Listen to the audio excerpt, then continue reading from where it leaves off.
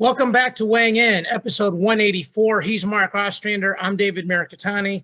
Our podcast is made possible by USA Wrestling, the national governing body for wrestling in the United States, and sponsored by Nike Wrestling. Go to athleteps.com for all your Nike and USA Wrestling branded wrestling gear. Mark, you and I have been talking offline like crazy. It's Christmas for us. This is our favorite time of the year. This is it. This is what it was all about.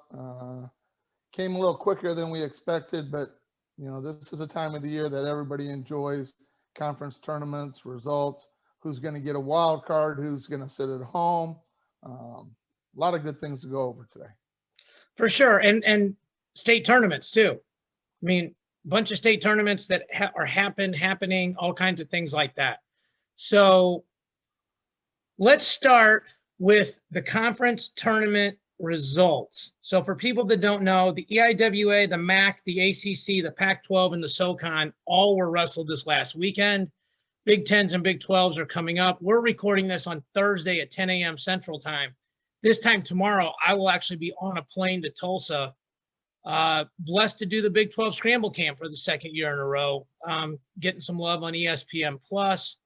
So that's a super, I'll get into that. But anyway, so here we go.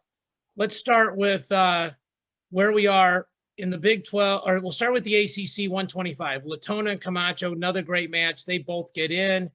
And Colton Camacho did not make it in. And Patrick McCormick from Virginia got the third spot. Okay.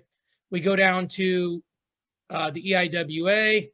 Lane is in, Treaster's in, Curry's in, Hofstra, Ryder, and Rose are on the outside looking in. The MAC, we got Drew Hildebrandt. Noah Certain popped in for Connor Brown. Connor Brown apparently was injured. Noah wrestled in my event. I know his family stepped up, beat Jake Ferry, gets one of the AQ spots, which he was going to have to do because I don't think he would have gotten a wild card just because he didn't wrestle a lot of the year. Ferry gets third. Tropia gets fourth. Luke Warner, who was ranked, is on the outside looking in. Pac-12, Brandon Courtney first, Jackson Desario second. Pretty chalky there. Cody Russell wins the SoCon. Zurich Storm is second. He's nationally ranked, and so is Fabian Gutierrez. So what do you think about 125, where we are so far, minus the Big 10 and Big 12? It kind of surprised me. Camacho didn't qualify yet, but I think he'll probably get a wild card. I guess the one that I'm kind of wondering about is Werner. I'm not sure they really had much of a schedule because they came in late at the end of the year. So I really don't see how he's going to be awarded a wild card. But a lot of these weights were fairly, like you had said, chalk. We kind of expected those guys. Missouri's 25-pounder had a great tournament. He's a tough kid. I think him and Connor Brown, in fact, he does some things that Connor doesn't do very well. So I don't think they're losing anything by having him in there. Connor Brown was a great competitor, and I think he would have qualified. But I think this other guys can make some noise. So Certain wrestled in my event. He wrestled a kid named Jeremiah Reno, who was 159-0 in high school, and they were one weight apart. Certain was a 20 and Reno was a 13. He beat Jeremiah Reno 16-0.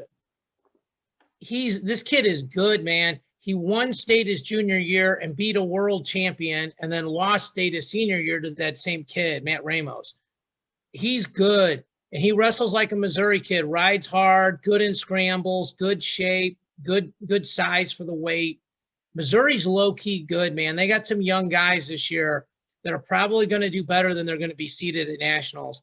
The other thing you mentioned, Werner, I think this is going to be a theme, Mark. The rankings, first of all, the coaches' ranking is going to be so important in the formula this year for the seeds. And second of all, the coaches' rankings take into account past performance. They do. The coaches look back last year, 2 years ago. They give guys the benefit of the doubt.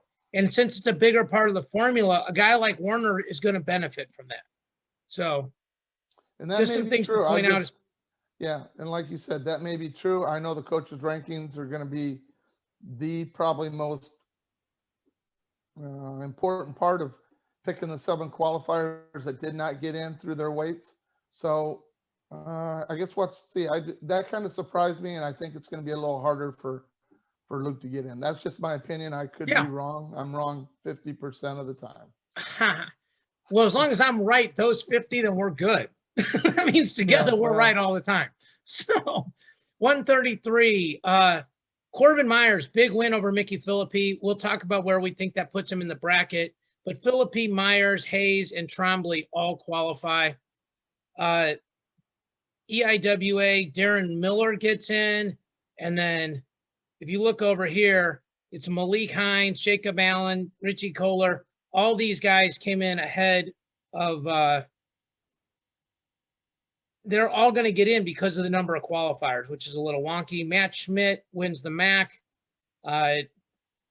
So there's some things there. And then the big result at 133, the 2 results, we talked about the ACC. Michael McGee loses to Chance Rich. So he's going to need a wild card. He will get one. He was ranked 7th in the coaches poll. He'll be the first wild card unless something really wonky happens in the Big 10 and Big 12s.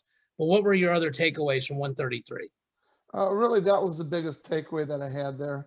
And we both talked about it. McGee will probably get a wild card, and I still think he'll be seeded at the national tournament. But I think his seed drops considerably. Instead of being 7th seed, I think he's going to be closer to 13, 12, 13, 14, right around in there. It's interesting, and we can go to the composite rankings, which we can do. And we want to thank Christian Thompson again for putting these together for us. If you look at where Michael McGee is, he's ranked 10, 12, 18, 13, 9, 8. So 5 of the 6 sources have him between 8 and 13. So Flo's got him at 18, which literally pulls him down to 10. But he'd be right on that 8, 9, 10 line. Those guys would all sort of be mathematically within one point of each other. So something to think about. I'm not saying you're right or wrong. I don't think that'll happen based on what this is, right? Like, it looks like he might just be closer to that 10 line. And, then he gets in it. This weight class is a lot of just matchups. So yes. 41, Tariq beats Sherman again. Cole Matthews was 3rd, so he gets in. Brian Courtney's the one that needs the wild card.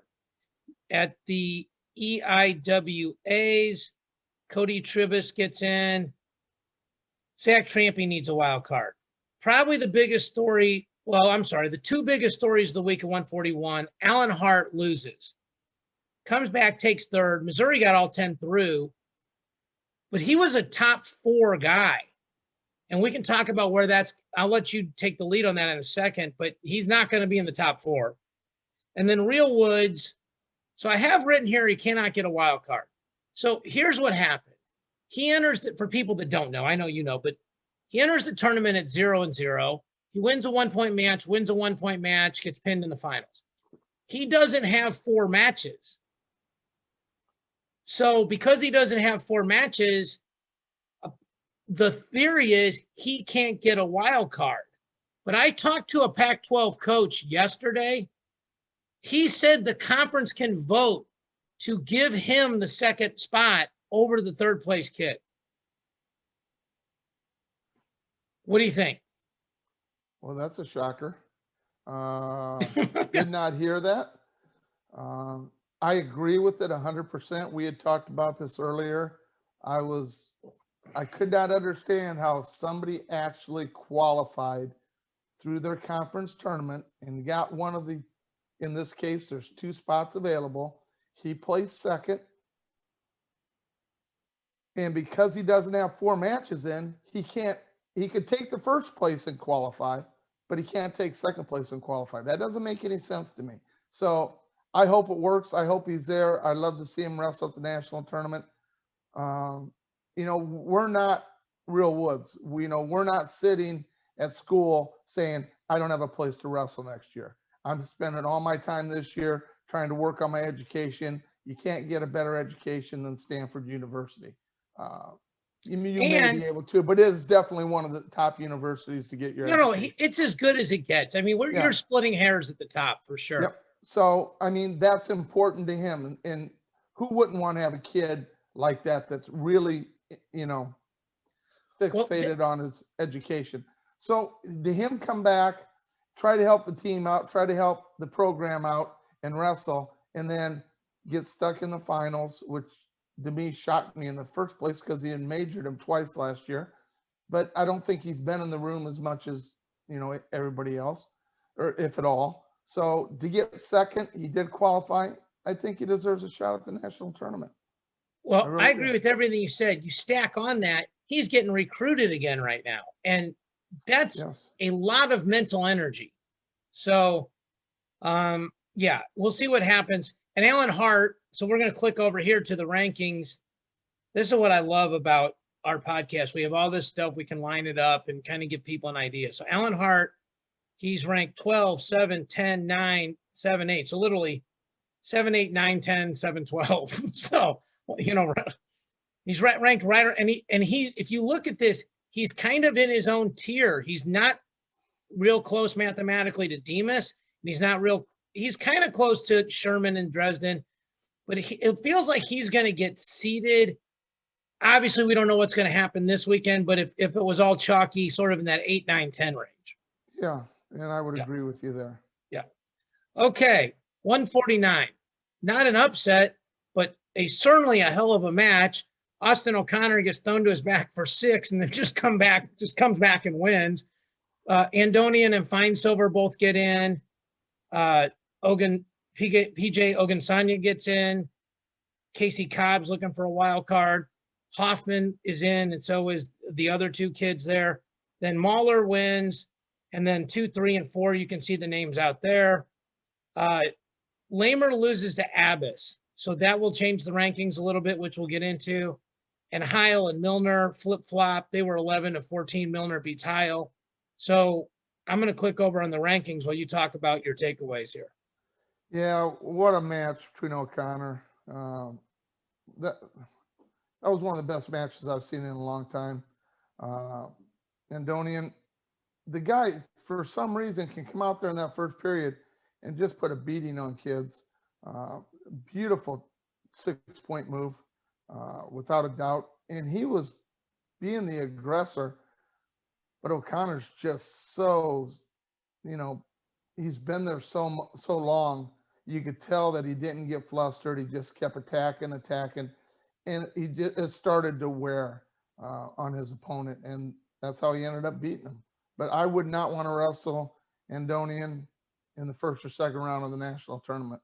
I really wouldn't. Well, this is funny. If we look at the rankings, which are not the seeds, Jarrett Dagan is 8 and Andonian is 9. What's the over-under on that match? 22?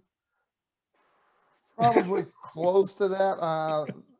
How far does the scoreboard go up on those? They're 3 digits. Can we Does it go to 3? I'm not sure it goes to 3, David. Can we get an NBA scoreboard? Yeah. So I think there's something really important to point out here. The rankings have Austin O'Connor won. You and me think Sammy Sasso, if he wins the Big Tens, will get the number 1 seed because he's number 1 in the coaches poll. Yes. So just some things for people to point out. I'm sure a lot of people are watching this thinking about their fantasy teams, which is right around the corner too, right? So, I mean, when Michael Carr, I heard, is not wrestling in the Big Tens. Yeah, we'll get to that. You are correct. So yes, good spoiler alert there. So Abbas, by the way, moves up, and he moves up right above Lamer, and then you'll see Ridge Lovett's name there, which we'll talk about in a minute too. All right, we go to 57. Real chalky here at the ACC. Marcus Hartman, I think, was injury defaulted, so we'll see if he gets in.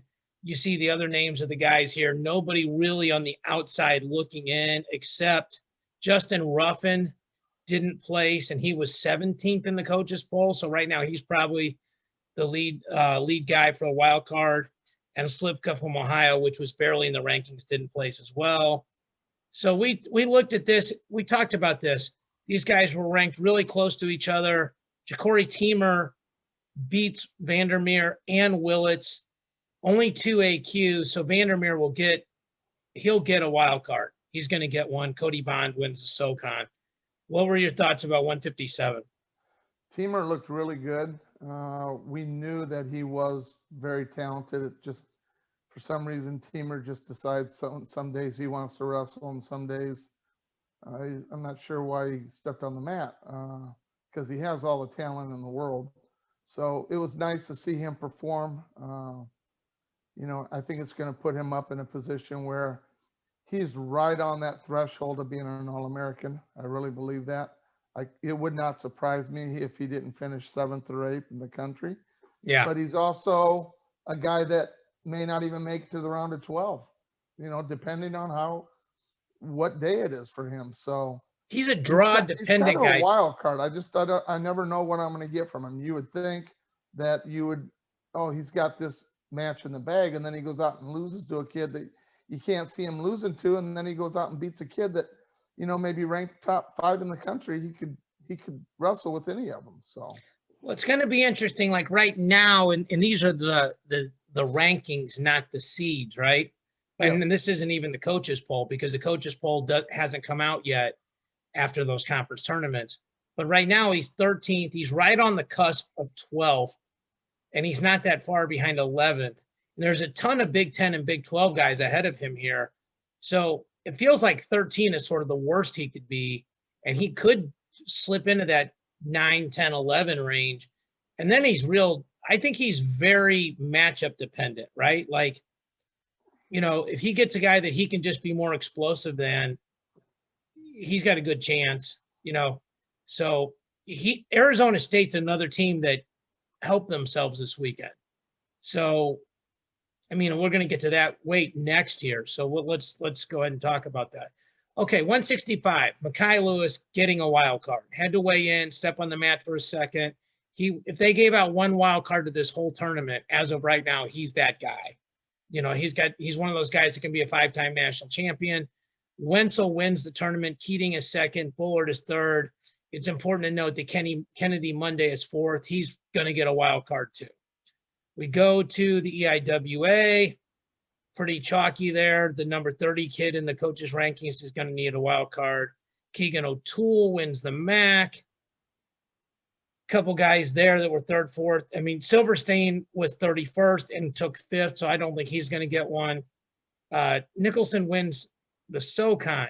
Anthony Valencia wins the Pac-12s. Crazy move. It's 0-0, and first period, Griffith gets him up in the air, and Valencia ankle picks him, cartwheels over him, catches him in a side teed out for 6 points, wins 7-1. So what'd you think about 165? Well, I missed that match, and I'm hoping I can find it on YouTube. You will. I would like to see that move. I think it's going to shake up the rankings, David. Obviously, you had talked about Virginia Tech and North Carolina needing a wild card. I think they're going to get it. So there's 2 wild cards gone. You got the Big 10 and you got the Big 12, and you got to wonder if these guys that are right on the cusp of qualifying and they're starting to worry about wild cards, they know 2 are gone. It's going to put a little more pressure on some guys. You and me sort of interchangeably use the words rankings and seedings, and we shouldn't do that because the rankings are what other people think. The seedings are how the tournament's going to be run. So those are 2 very different things. Correct. But if you look at the rankings, which is right now the only thing we can look at, Marinelli won. To give people an understanding, he's not even in the coaches poll. Okay, but he's number 1 in the rankings. Whitlake is now 2. Valencia moves up to 3. Mekhi Lewis drops to 4. I got a very strong feeling Mekhi Lewis is not going to get the 4 seed at Nationals. I feel like, I could see this: Marinelli, Whitlake, Valencia, Shane Griffith, Wenzel, Bronigal, and then I think, depending on how this goes, he slips right in there like at 6 or 7. I highlighted Keegan O'Toole because he's a kid that's come from off the board to 10th this year. So he's another guy that people should keep an eye on. So let's go to 74. Okay. Bullard wins the ACC. Lout takes second. Cody Howard took third. Victor Marcelli needs a wild card. EIWA, Ross McFarland needs a wild card. The MAC, so these guys get, Jacob Oliver needs a wild card, and Angel Garcia needs a wild card. The Pac-12, Truax beats Munoz, but they both get in. Austin Murphy from Campbell wins this. To me, it's pretty chalky. I don't know that there's a whole lot here that we really need to talk about. Do you? No, not really. I thought Munoz would win the Pac-12. I was wrong. So, you know. All right, 184. No big deal here. The number one guy loses. So we'll talk about what happens there. That's going to be interesting. Hidley beats him in overtime. Devin Kane takes third. Batista was ranked 20th, or coaches ranked 20th. He needs a wild card. Louis Dupre wins. Super low key. Huge recruit coming out of high school. Nobody talks about Binghamton. He's undefeated. And I'm going to talk about the rankings here. Britt Wilson wins the Max. That's a big result because he beat Jeremiah Kent. Jeremiah Kent was undefeated. Mizzou had a bunch of these guys that were undefeated, but just because of the schedule, didn't get some of the matches. They normally schedule really good competition out of conference, and they weren't able to get those matches. Yep. Then you can see here, Don Descharme wins the Pac-12. Belshay's going to need a wild card. That'll be interesting. And then Campbell, Chattanooga go 1-2 in the SoCon. They had two guys there that were in the top 33. Let me do this, show people this so they can take a look. Aaron Brooks, Trent Hidley, Louis Dupre, Hunter Boland. So first of all, this is how the rankers have it. If you look at the average column, Dupre and Boland are tied, dead even, okay? And this is something that we talked about all the time. Here's what Flo did. When Hidley beat Boland, they just moved Hidley to 1. They said Boland was 1, Hidley goes to 1. Okay. And they've got Dupre ahead of Brooks, which is super interesting. Okay. Everyone else moved Brooks to 1. So, and for the most part, 3 of the sources have Hidley at 2, and the other, and then it's a mix. 2 of them have Dupre at 2. So this should not come into account. Let's assume Aaron Brooks wins the Big Ten. So he feels like he's one of the bigger favorites. I don't know how the seating committee will look at this, but do they intentionally separate Hidley and Boland so they don't wrestle for the 17th time in the semis if they make it that far? You're not supposed to do that. What do you think? I think they will. So it's pretty simple. I mean, that's just what I think. I think Louis deserved a spot in the top 3. So, and if that's the case, he's undefeated. I think he deserves that. The one I feel bad about, I think Boland's going to be the number 4 seed at the national tournament. And he was the number 1 seed, has not been taken down by Trent Hidley in 28 minutes. Was never taken down on the 3 previous matches they've wrestled. Mark, doing research, baby. He gave up a takedown on the 29th minute in the finals of the conference tournament to go. Man. He's now 3-1 against Hidley. But I think Hidley will get the number 3 seed. I think Louis should be number 2. And I think Aaron Brooks, I think he'll be the number 1 seed. But it wouldn't surprise me what the NCAA does, because we've been surprised many times. It would surprise me if Aaron Brooks wins the Big Tens if he's not the 1 seed.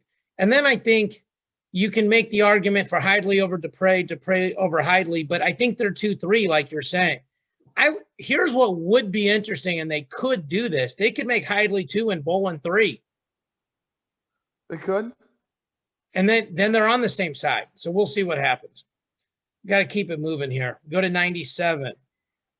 So 97, sorry. Bonacorsi, Aiello, Shaw, thank you for the chalk. EIWA, the top 4 guys there all get through. they finished in different orders and they were coaches ranked, but they all get in. Rocky Elam wins the MAC, beats Bolsack. That's good for Missouri. Norfleet wins the Pac-12s. Cober wins the SoCon. To me, the story here is Rocky Elam. I don't know what you think. Well, we both talked about Rocky early in the year. We thought, you know, I made this stupid prediction that back in the day that probably 5, maybe 6 guys that were ranked in the top 8 would not be All-Americans. Now I'm kind of changing it to maybe 5, but and you got to understand, some of these guys are now in the top 8 that weren't at the beginning of the year. So you're going to have to give me a little leeway. No, Tanner Sloan was we're not only in the top 8. Hey, we're criticizing you silently. We're not criticizing you out loud. I don't think Northfleet was in the top 8 when we started the year. No, he was. He was? Was he right Yeah, down there at 7th or 8th? Yeah. I know Buchanan wasn't. Buchanan was not. Elam was not. Ferrari was not. Those are the guys that you're looking at for sure that we think could place. I did highlight, we think Michael Beard's really good.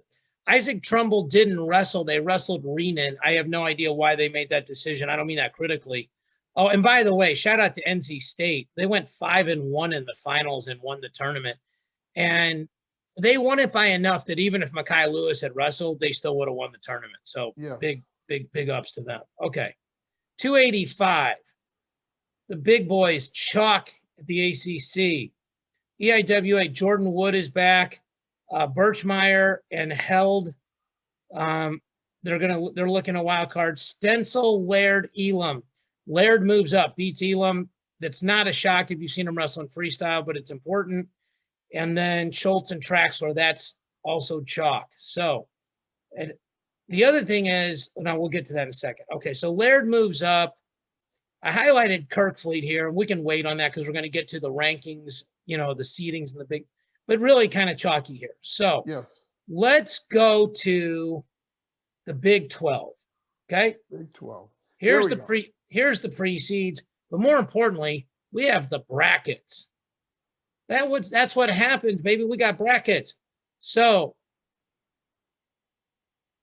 we're just going to go through it. I'm just going to point out a couple things and then, you know, get your input. 125, Teskey's the 1, Lamont is the 2. This is a big meet for seeding because Teskey is handcuffed to Courtney from Arizona State, and Lamont can do himself a lot of good if he wins here. Danny Vega is a super dangerous guy in the 5-hole, and Master Giovanni and Cody Fippen could be a very interesting quarterfinal match.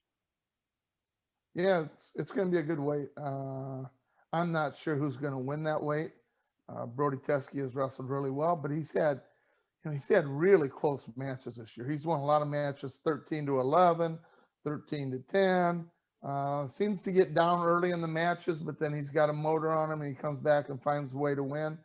It's going to be a time that he's not going to be able to come back. So I think he's hopefully start the first period like it's a third period and make it a little easier on himself. We're going to have to get cooking. We got 16 minutes left and we got to get 19 weights. So 33, Dayton's the 1, Sullivan's the 2, huge drop off between 1 and everybody else. This is a really good weight. There's going to be I think we're just going to point some stuff out. There are a bunch of guys here that are going to need wild cards because they're ranked nationally. Moses Schwartz won the weight last year. He's the 5 seed. Okay. We go to 41. Ian Parker's the 1. Demas is the 2. Big news here. Caden Gfeller is going 141 for Oklahoma State. He essentially gets, you know, the bottom seed, you know, or seeded like 11. He's seeded 11. But so that's a terrible draw if you're Clay Carlson. Okay. Now, G's cutting a lot of weight. So maybe if you're going to wrestle him, I'm sure, you know, if Oklahoma State could have, they would like for him to have a bye, but you can't when you're not seeded. So 49, Boo is the 1. Alirez is the 2. Mitch Moore is the 3. The Junkyard Dogs, Tristan Lara and Jared Dagan are the 4 or 5. I am super excited to be in the house for that match. And I think Alirez could be a coming out party. He's really good, sort of, you know, not at a big time publicity school. Him and Boo could be fireworks if they get that far. Agreed. 57, David Carr's the 1, Justin Thomas the 2, Franek the 3, DeVos the 4, Wyatt Sheets is the 6. Just point that out because he was the Big 12 runner-up last year to Carr and was ranked in the top like 9 through 12, 8 through 12, had a win over Caleb Young. Yep. He's banged up. Oklahoma State's got some couple of injury problems. They got hurt at 41, hurt at 57, hurt at 74, and it really makes it more difficult for them to get a team trophy. 65, Whitlake is the 1, Peyton Hall is the 2. I think this weight is Travis Whitlake all day. 74, this is an interesting rate. Romero's the 1, Hastings the 2, Plott, who's banged up, shoulders popping in and out, the 3. This match will not probably happen on the front, but we saw this match earlier, Mantanona and Lance Runyon. They just decided to cradle each other till one guy got pinned. Yep. But Mantanona is a dangerous 8 seed, don't you think? He is, and Runyon's a dangerous 4 seed. We're going to really find out how good Romero is in the first 3 rounds of the Big 10 or Big 12, because he's going to have 2 junkers that love to wrestle from every position. We're going to see, he's not going to find 2 guys that do this in the whole national tournament. He's going to get 2 of them on his side of the bracket at the Big 12s. Yeah, his path, if seeds hold, are Mantanona, Runyon, and then Hastings or Plott. So Yep. and those guys just throw the kitchen sink at you. The finals match would probably be a much more fundamental match. Okay. Parker Keckheisen the 1, Tate Samuelson the 2, Dakota Gears the 3, Colbray's the 5, Clothier's the 4. I don't see a ton of upsets from anybody outside of the top 5 here. 97. So this is probably the best weight in the Big 12. Okay. Tanner Sloan is the 1. Stephen Buchanan is the 2. Noah Adams is the 3. Ferrari is the 4. Woodley is the 5. Marcus Coleman, who's very good at wrestling, is the 6. Okay. And Coleman is going not younger Bastida. So that's was in doubt. We didn't know who was going to go there. Buchanan and Adams might wrestle for the 3rd time. Sloan has not wrestled Ferrari. Ferrari has wrestled Woodley twice because of Bedlam. So this weight class has the potential to really shake up the seeds at the Nationals. Oh, without a doubt. The semis at the Big 12s may be the best semis of any bracket in the country. At 97? Yeah. Well, maybe at any weight. It's just that interesting. I can't wait to see it. And I know you're going to be there on the floor. So kudos to you guys and Terry Pack and the guys that you have working for you. Yeah. Enjoy 197 at the Big 12 because it's going to be a while before you see it. Let's shout those guys out real quick. It's myself, Hart Elmore, Terry Pack, Brian Piccolo, Chris Forbes, Alex Steen, and DJ Bowles. Those guys do a great job. They do the mats. We do the scramble cam. What's fun about the scramble cam is you can just watch whichever match you want. You're just kind of updating people on the tournament. We're grabbing interviews. But 197, I don't think we're going to be talking too much. I think we're going to be watching a lot. Which for me to watch, the problem you have is at the Nationals, there's a really good match on mat number 1, and then on mat number 7, there's another really good match, and you're sitting there, which one do I want to watch? And you try to watch both of them.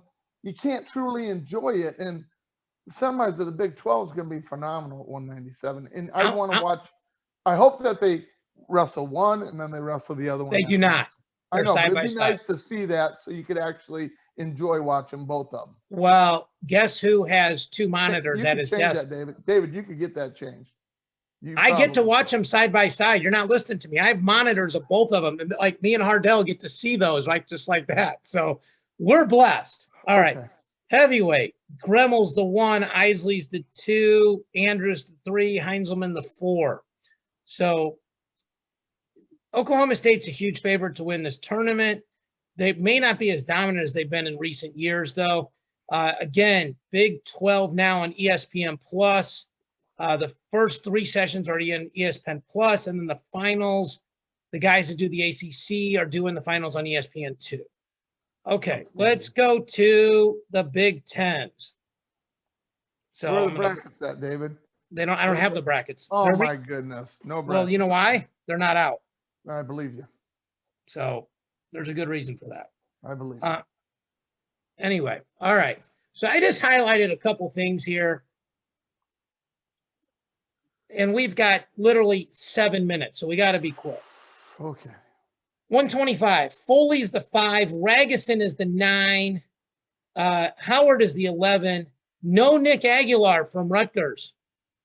That's interesting, right? It is. And the main thing here is you just want to be on the bottom side of the bracket because you got a chance to make the finals. And if you make the finals, you really help yourself at nationals. So. Yep. So Foley, Ragusin, and D'Agostino. And McKee. Tougher. And McKee. And McKee going to be a little tougher to get to the finals and right. The bottom part. But Robbie Howard's on the good side of the bracket, and I don't think he'll place 11th in this tournament. Agreed. 33. The only thing that's really just Jack Medley, where were they going to seed him? They put him in at 6. So you and I thought all year Ragusin was going 25. We think he has big point potential, and Michigan needs those points. 41. Super interesting debate. We don't have enough time on why is Ironman 1, Lee 2, Rivera 3. Rivera's got the most conference titles. Ironman's got the most All-Americans. Nick Lee beat Pletcher last year. They all have good arguments. Okay. Dylan D'Amelio's at 7, and no Echemendia or Echemendia for Ohio State.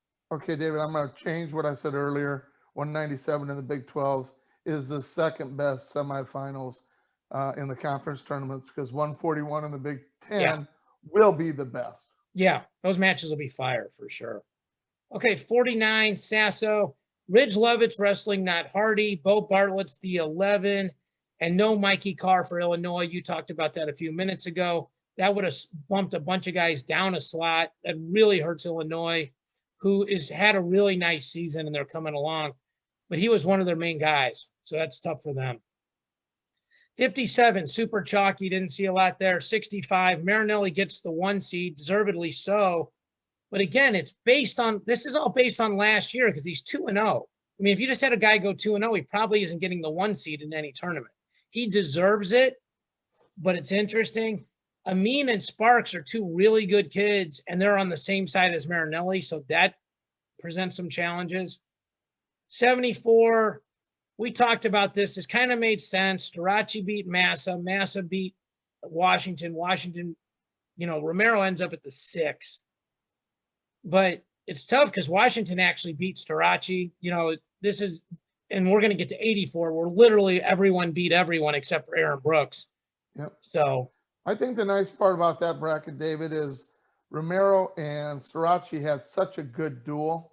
And it was basically just a one move, and it was on the edge of the mat, and it looked like Romero was going to score, and then all of a sudden Starachi ended up getting the takedown. So I think that's going to be a great quarterfinal match. I think that could go either way. Yeah. And the 174 semis might be really good too, right? They might be. Yeah. I mean, if we're just talking about great semifinals. If it's chalk, yeah. I mean, they're probably number 3 in the country. Bunch of hammers in that one for sure. 84, it's Aaron Brooks and like 9 studs, right? Weiler, Malchewski, Webster, Poznansky, Venz, Lyon, Bronicle, Brands, Rocky Jordan. Don't really have time to get into all of the specifics of who beat who.